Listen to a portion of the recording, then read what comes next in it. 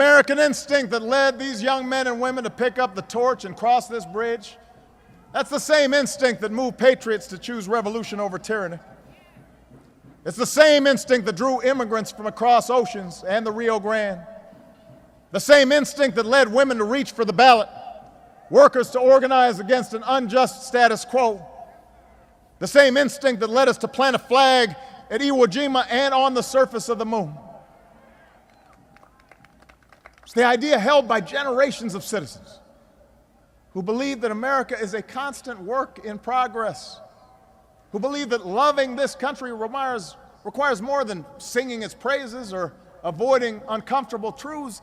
It requires the occasional disruption, the willingness to speak out for what is right, to shake up the status quo. That's America. That's what makes us unique. That's what cements our reputation as a beacon of opportunity. Young people behind the Iron Curtain would see Selma and eventually tear down that wall. Young people in Soweto would hear Bobby Kennedy talk about ripples of hope and eventually banish the scourge of apartheid. Young people in Burma went to prison rather than submit to military rule. They saw what John Lewis had done. From the streets of Tunis to the Maidan in Ukraine, this generation of young people can draw strength from this place, where the powerless could change the world's greatest power and push their leaders to expand the boundaries of freedom.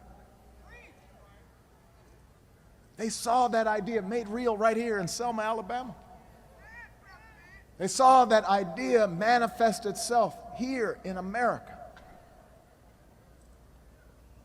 Because of campaigns like this, the Voting Rights Act was passed. Political and economic and social barriers came down. And the change these men and women wrought is visible here today in the presence of African Americans who run boardrooms, who sit on the bench, who serve in elected office from small towns to big cities, from the Congressional Black Caucus all the way to the Oval Office. Because of what they did.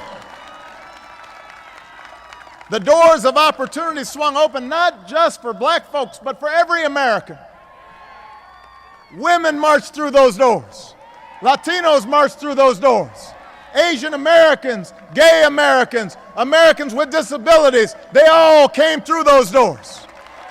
Their endeavors gave the entire South the chance to rise again, not by reasserting the past, but by transcending the past. What a glorious thing, Dr. King might say. And what a solemn debt we owe. Which leads us to ask, just how might we repay that debt? First and foremost, we have to recognize that one day's commemoration, no matter how special, is not enough. If Selma taught us anything, it's that our work is never done. The American experiment in self-government gives work and purpose to each generation. Joseph Lowry, Hosea Williams, Amelia Bunton, Diane Nash, Ralph Abernathy, C.T. Vivian, Andrew Young, Fred Shuttlesworth, Dr. Martin Luther King Jr., so many others. The idea of a just America and a fair America